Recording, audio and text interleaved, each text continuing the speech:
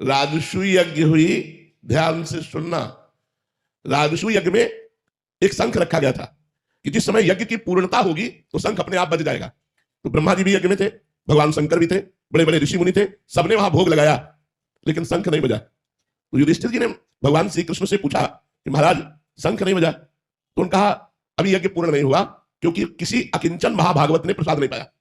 बोले इतने बड़े बड़े सिद्ध ऋषि मुनि आए और उनके प्रसाद पाने से शंख नहीं बजा, और अकिंचन भक्त तो कौन ऐसा अकिंचन भक्त रह गया जो राजस्व यज्ञ में निमंत्रण नहीं दिया गया। भगवान ने कहा तुम्हारे द्वारे रोज आते हैं वो। बोले प्रभु ऐसा कौन भक्त है जो रोज दरवाजे आता है और मैंने उसका स्वागत नहीं किया। तो बोले आपके यहाँ झाड़ू लगाने वाला स्वपच वाल्मीकि। बोले प्रभु वो अनन्य भक्त है।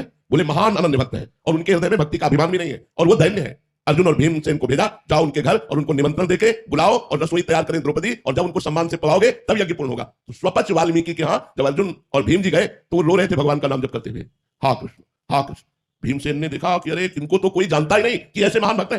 एक हाथ में दलिया, एक हाथ में झाड़ू लिए, दोनों पत्थर वहां उठाते, लेकिन ऐसे महान भक्त साष्टांग दंडवत। जो साष्टांग दंडवत किया, तुम कहा मालिक आप ये क्या कर रहे हो, हम तो आपके नौकर हैं, हम तो आपके द्वारा पोषित है। उन्होंने कहा भगवान श्री कृष्ण ने अब आपका रास्ता खोल दिया है, अब आपको निमंत्रण देने आए हैं, और आपको बोले हम तो रोज उठ पाते हैं, हमें निमंत्रण की क्या जरूरत। बोले नहीं भगवान ने कहा है। तब उन्होंने कहा भगवान की तरफ प्रणय कोप से कहा कि मैं छुप करके आपका भजन करना चाहता हूं, लेकिन आप प्रकाशित ही करना चाहते हैं, तो यदि आप प्रकाशित करना चाहते हैं तो मैं छुप कैसे सकता हूं, अवश्य आऊंगा। तो उनको पालकी में बैठा करके राजस्व यज्ञ में बुलाया गया। द्रौपदी जी ने स्वयं भोजन तैयार किया, और जब वो पाने में थे तो खीर सब्जी दाल कढ़ी ये सब एक में मिला दिया, सब मिला लिया। द्रौपदी जी को अच्छा नहीं लगा, पूरी रात अलग अलग व्यंजन बनाती रही। स्वपच वाल्मीकि जी ने पाया, लेकिन शंख नहीं बजा।